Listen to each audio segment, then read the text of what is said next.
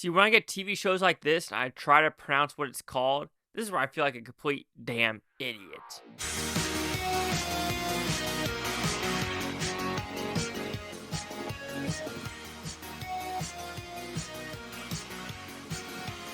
Chase Lee Hockey here with the Blue Futon reviewing the Bequeathed, the Bequeathed. I don't know. Like I said, I'm stupid.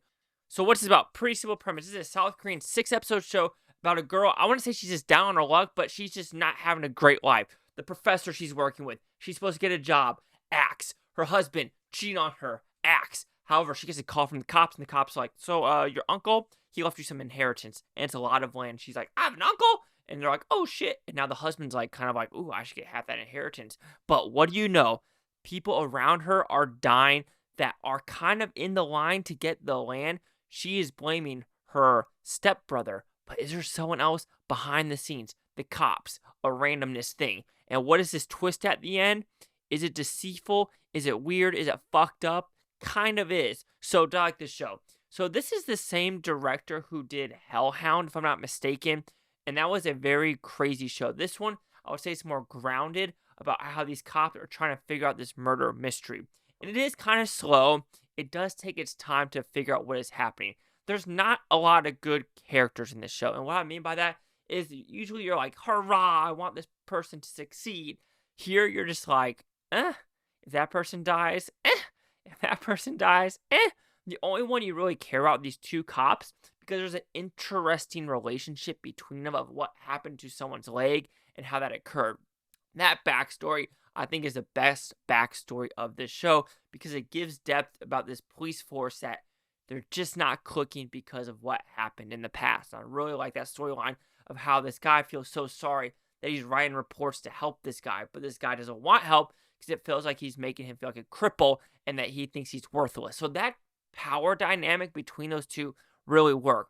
But then, like I said, that girl who's inheriting the land, she does shit in the show, like, that you're just like, I don't know if you're a good person overall. You're hiring this person to do this. You're hiring this person to do this. And then there's this weird backstory about selling a building, which I understand what it's there for, to add more characters and bring this interesting dynamic.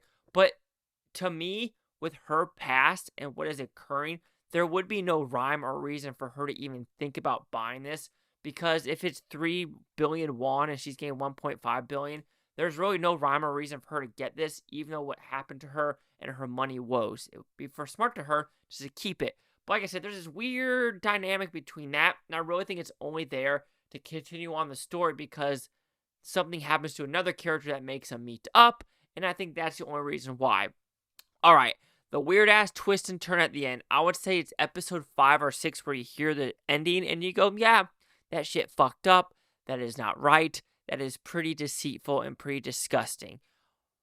And that's all I'm going to say. I'm not going to spoil it because that's the huge point of the show is the last 2 episodes of what occurs with some of these characters, how some people are related, how some people are not brothers and sisters, who's the mother, who's fathers. We don't know because we are in a tiny little village in South Korea. And also, this reminds me, there's another kind of small backstory in the first and second episode about how someone dies. And that is interesting, but it kind of dies at episode 2.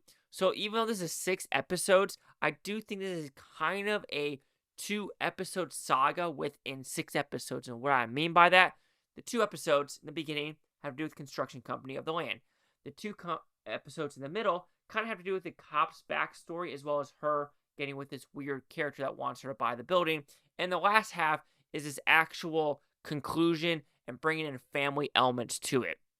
So you're going to like it or you're not. I thought it was okay. Some episodes were, paced better than others. But overall, I just think I was a little bit underwhelmed with what I got at the very end.